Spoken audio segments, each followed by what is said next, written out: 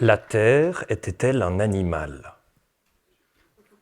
Étrange question, qui pourtant va nous permettre de nous plonger dans notre passé, de créer un pont direct avec notre histoire, mais également de questionner notre lien avec la régénération. Qu'est-ce que l'histoire peut bien nous apprendre là-dedans? Fermez les yeux et imaginez-vous quelques instants. Tout Paris résonne encore de la Révolution et des fracas de la Révolution française. Les brumes guerrières recommencent à tomber tranquillement sur la Cité des Lumières. Durant cet intense moment d'ébullition, autant politique qu'intellectuelle, une critique un peu particulière va commencer à émerger. L'homme, par ses actes, avec sa hache, est capable d'interférer sur le climat. Pire encore, il est capable de perturber l'équilibre mondial du cycle de l'eau. Tiens donc, nous arrivons à notre toute première jonction avec l'histoire. Par le passé, au XVIIIe siècle, nous avons déjà pensé à la capacité de l'homme d'interférer, voire de dégrader totalement l'environnement dans lequel il vit. La Terre était-elle alors un animal blessé?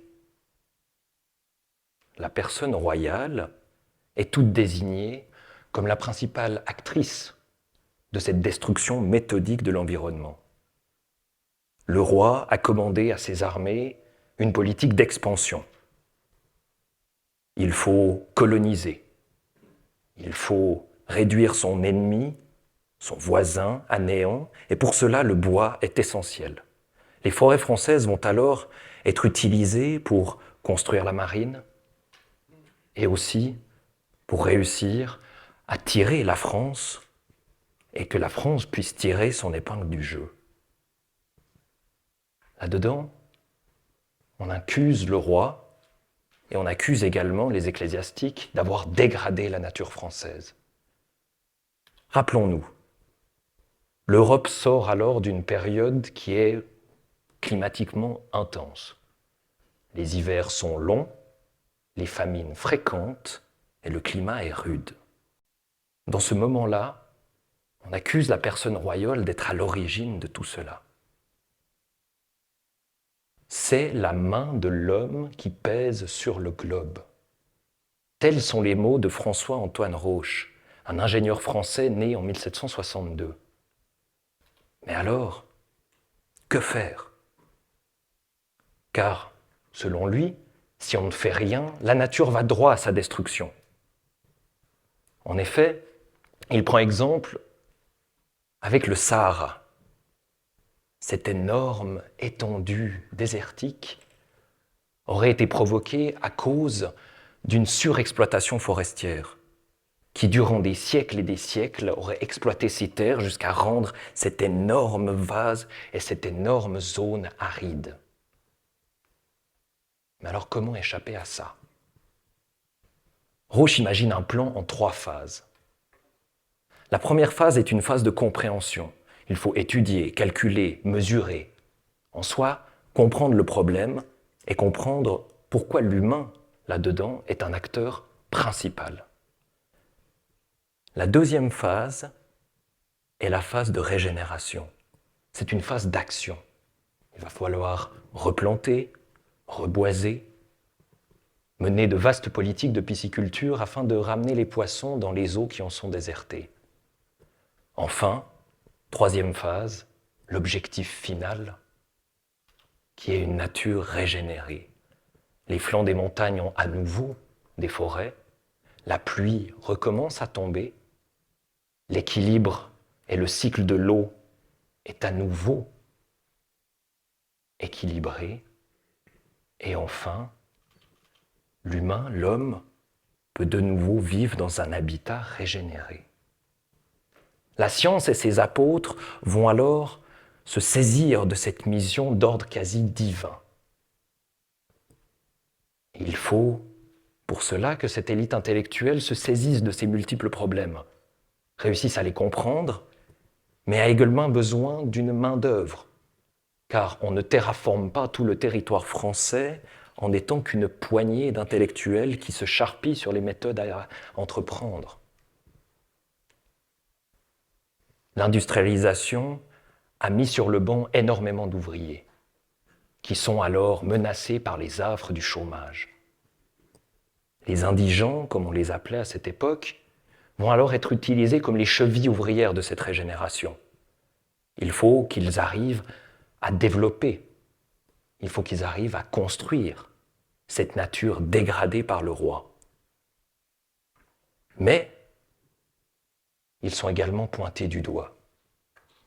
Depuis que les forêts royales ont été rendues publiques, ils ne sont que égoïsme, ils ne sont que avidité. Ils ont recommencé à utiliser le bois sans même réfléchir à l'aspect communautaire. On lit alors des discours politiques qui rejettent toute la faute sur eux. C'était avant à cause du roi, maintenant c'est à cause de vous. Cela ne fait-il pas écho chez certains d'entre vous à certains discours politiques que nous avons pu entendre ci et là, où certains sont accusés par d'autres de trop consommer, de trop regarder de vidéos sur YouTube, de trop voyager en avion.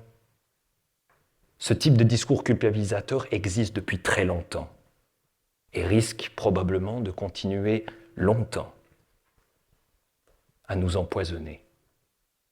Mais ce n'est pas la seule inspiration que nous arrivons à trouver.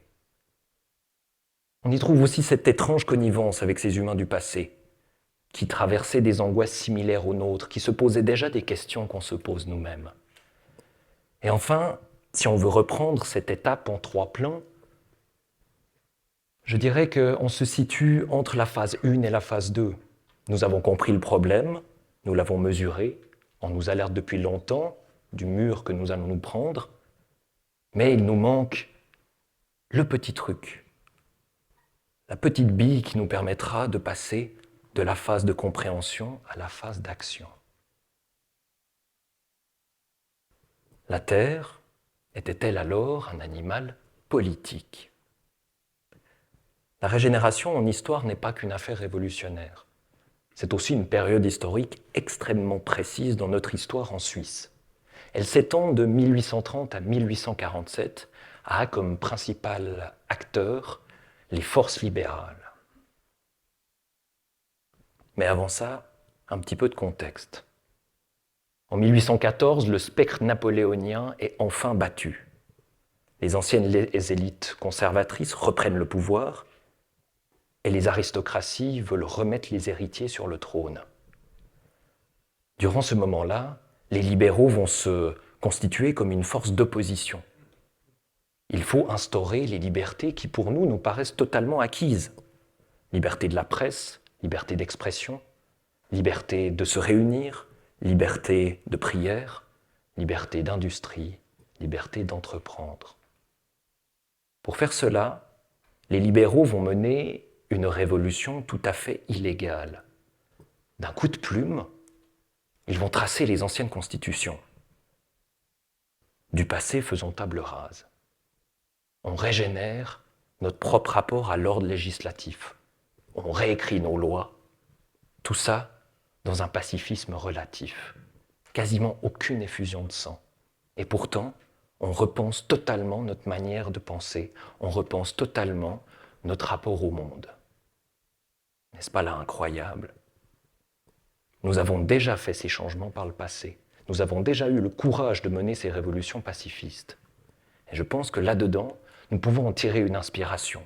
Nous pouvons en tirer un élan qui peut également nous motiver à changer en nous-mêmes et à également changer la société. Pourtant, on atteint là une limite.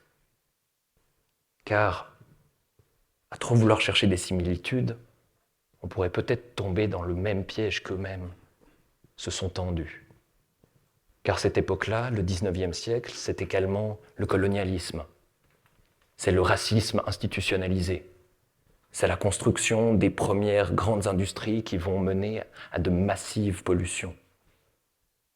C'est le départ du capitalisme prédateur dans lequel nous sommes encore totalement empêtrés, qui détruit vies et nature, pour assurer son accroissement. C'est également le début de mécanismes économiques dont nous sommes encore prisonniers. Mais alors, pourquoi vous raconter tout ça? Quel est le sens si de toute façon c'est foutu? Eh bien, déjà parce que ça permet de répondre à cette angoisse qui, moi, m'étreint de plus en plus. Ce sentiment de peur, de faiblesse face à un combat, face à un ennemi qui me paraît invincible. Me plonger dans le passé et côtoyer ces intelligences d'hier me permettent de me dire que je ne suis pas tout seul. Par le passé, des gens se sont déjà posé des questions similaires aux miennes. Des gens ont également traversé des angoisses qui ressemblaient à ce que j'avais. Et pourtant, ils ont trouvé la force de continuer, ils ont trouvé la force de persévérer, malgré un avenir incertain et la peur du lendemain. Ne sommes-nous pas comme eux? Mais là-dedans, c'est aussi trouver ces petits gestes, trouver ces moments dans l'histoire où on voit que des actes, autant individuels que collectifs, peuvent mener à de grandes choses, des petits gestes du quotidien aux grandes révolutions. Et je pense aussi que dans cette histoire, c'est le moment où on peut trouver cette petite bille qui peut nous permettre de passer de la phase de compréhension à la phase d'action. La Terre était-elle alors un animal divin? Vous savez, durant cette période révolutionnaire, on voyait la Terre comme un grand organisme. Ces fleuves, ces rivières, ces montagnes étaient autant de parties différentes de ce corps céleste qui voguait comme ça dans le vide intersidéral. L'eau y était vue comme une analogie au sang qui coule dans nos propres veines. Et les révolutionnaires, pour se débarrasser de siècles de domination chrétienne, vont réenchanter, spiritualiser le lien qu'ils entretiennent avec Mère Nature. Régénérer ce lien, recréer un horizon des possibles. Voilà à quoi ils vont s'atteler. Loin de moi l'idée de vouloir vous emmener dans une sombre secte régénératrice, ce serait un peu malvenu et sûrement pas très efficace. Mais je pense que ici réside peut-être le moyen de répondre à nos problèmes axiologiques dont nous sommes fortement prisonniers. C'est également le moment où on peut s'extraire de notre condition matérielle et réussir à sortir des chantiers battus. Que faire alors pour régénérer ce lien? Réussir à approfondir cette relation avec le divin. La Terre était-elle un animal? Derrière cette étrange question se cache un lien direct avec notre histoire, un pont unique avec notre passé. Certains de nos ancêtres se posaient des questions similaires aux nôtres, se posaient des problématiques qui ressemblent à celles que nous nous posons actuellement.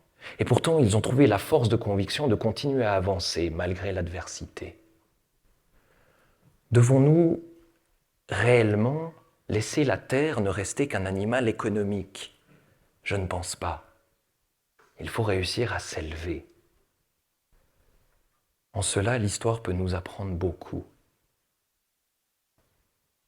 Par le passé, nous avons trouvé la force de tenter d'initier ce mouvement, cette petite bille dont je vous parlais, pour passer de la phase 1 à la phase 2.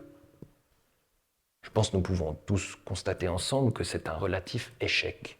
Mais cela doit-il nous empêcher d'essayer? Par le passé, des révolutionnaires libéraux ont réussi, d'un coup de plume, à redessiner totalement l'ordre légal. Ils y sont arrivés.